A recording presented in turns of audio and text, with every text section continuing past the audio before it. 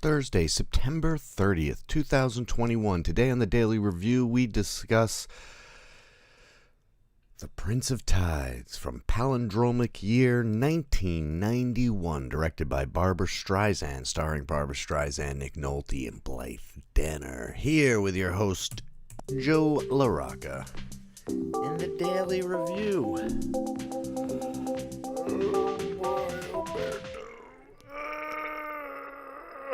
Okay. I picked the wrong colors for the background today, huh? Whoops. I felt like that poster was more purpley. I guess I was wrong. Let's see if I do this. There's a little closer. Prince of Tides. I'd never seen this as a movie from 1991. At that time, I was watching, Terminator and Alien and badass movies. I wasn't watching these adult movies. And this certainly is an adult family drama romance type thing. The more I think about it, I'm not even sure if the plot makes very much sense, but it's Nick Nolte. He's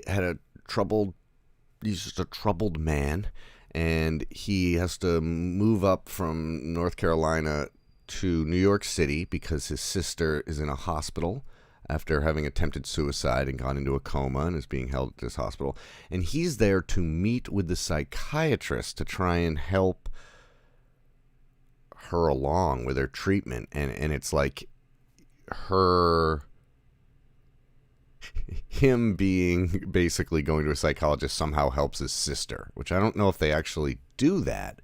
The more I just realized, you're kind of just like, yeah, that's fine. And you're like, oh, he's basically just getting therapy though. And they that seems like a bit of a contrived reason to keep him there, but maybe that's something that they do. So maybe I'm wrong. But anyway, a relationship starts to form between Nick Nolte and what's her name? Sarah Lowenstein or something like that. Played by Barbra Streisand. And it's fairly predictable to a certain degree. You can kind of see where it's going. They're not big twists or anything like that. The acting is really good. It's really, especially Nick Nolte, is really natural, and he's not too big until he needs to be, and he's got his big scenes, his little scenes, and all sorts of stuff. And he's good. He plays it real well. The one concept that there's voiceover, which is real cheese, especially in the end. The end is in case you didn't get the movie, here's what it was about. God, you didn't need to do that. But he talks about the guilt of living in a big city. I think that's the stuff I found most interesting, the Southern thought versus Northern thought. Not that they don't have big cities in the South, but he's got kind of a Southern mentality, and that's how he grew up, in the 60s, it must have been 50s, as a young kid in the South, and contrasting that with some New York City ideas of fast pace and all that stuff. And he says that when living in the big city, you start feeling guilty for not trying different foods or always bettering yourself or going to these museums or partaking, because everything's right there in your face, all humanity. So it just makes you feel like you should be participating more, and you become guilty if you don't. And I remember that exact feeling. And I was like, oh, wow, I've never really heard anybody talk about that. And I don't even really know what it's called. I'm sure there's some big German word for it or something. Fleischenschlauschen. It's the guilt of not consuming all the culture around you, causing despair. The score sucks. The score is so cheesy and is unneeded. I think that this could be, you could kind of do this again and take the 90s out of it, and it would be a bit better. Really, what really hurts it is that the script is not that great. But what really hurts it is the flashbacks, which is, I would say, 25% of the movie is us seeing the story of this troubled family, and it is cartoonish. It comes off, and I know maybe the idea was memory, you kind of exaggerate things in your memories, and maybe that's what Streisand was trying to do, which I don't think was a bad idea. But I think after the first day of shooting, with the father being yeah, it's Walk Hard, actually, you're the wrong one, Dad, that kind of thing. The father is that mean, where it's there's no fluctuation in his character. He's just that's not food. And then, because his wife makes like some nice shrimp dish, and he's like, I come home from a hard day's work, I gotta eat, even the dog won't eat this. And then she goes in the kitchen and makes dog food for him, and then feeds it to him, and he takes a big heap and goes, this is what food is, you know. You're like, ugh, this is a bit silly. And yeah, so maybe the idea was, oh, we'll make it kind of bigger, but it really was uncreative, those sequences. And even they'd cut back to flashbacks, and it would be like the same blocking as a different flashback. It's like, what? Huh? What's going on here?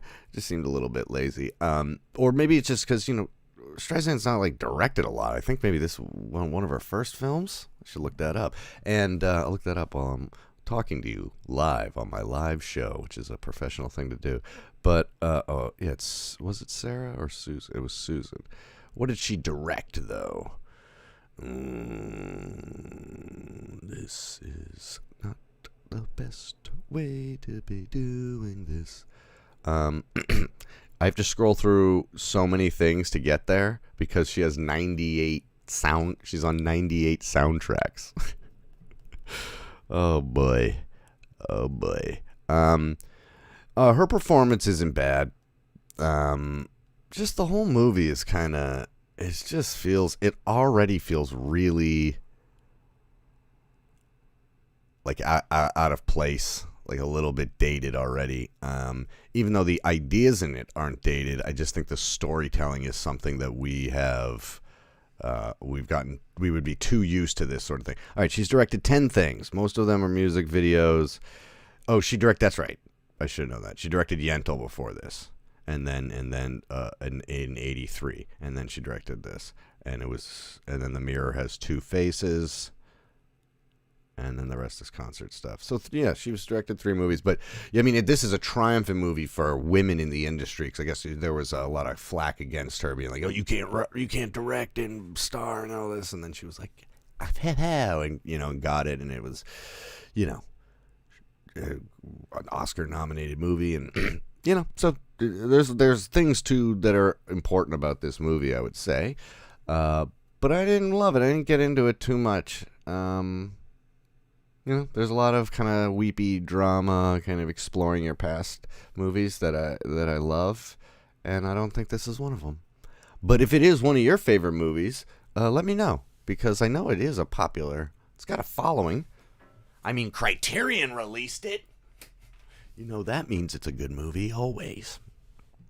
Actually, I just said that sarcastically, but yeah, I would say 92% of Criterion releases are like amazing movies. It's only every once in a while that I either buy one or I watch one because of like the cover or because of the history, you know. Oh, I heard the history of this, blah. And then I watch it and go, that's not great. This would be one of the ones where I would be like, that doesn't need to be in there unless you want to consider its importance of pushing forward women's roles behind the camera in the industry. But it's still, I don't know, it wasn't like after 91 it wasn't all of a sudden like all these women started directing movies, like, you know, and it should be obviously like 50-50, right? It should be representative of the population of the country. So we're getting there. Anyway, Odie's back. Odie was at my mom's because I had a long day, too long of a day, and I didn't want her to be in the house all alone, so she went and hung out with Lucia. You see her back there? She's kind of all blended in. Okay, cool. It's the Prince of Tides, guys. Oh, the best part of the whole movie is it made me understand a Simpsons joke better. That Simpsons Fear of Flying episode where Marge is afraid of flying and then she ends up going to a psychologist and all these like past memories come out about her dad being a pilot and all this stuff. And it's basically kind of a bit of a joke on this. And after she's like, you know, cured, she's in the office and she goes... She goes, whenever the wind rustles through the leaves, I will hear the whisper of your name, Lowenstein. She starts backing out of the room going, Lowenstein, which is how this movie ends, basically. And it cuts to the psychologist, and she goes, my name's Wag. And then it just cuts back to Marge, and she is like staring off into space going, Lowenstein. God damn, The Simpsons is the best fucking show ever. All right. There we go. All right. Makey some music. Make music. Why? Where's the music coming from? Oh, it's not turned on. Doing these things will expedite our collective ability to open.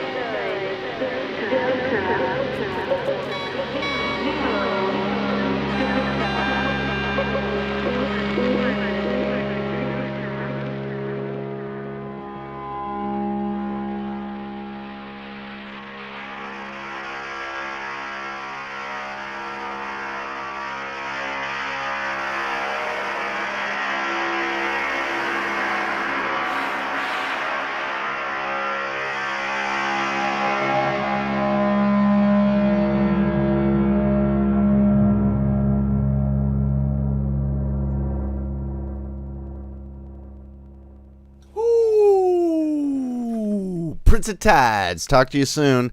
See you tomorrow for something more modern and some 5 favorites. Fridays is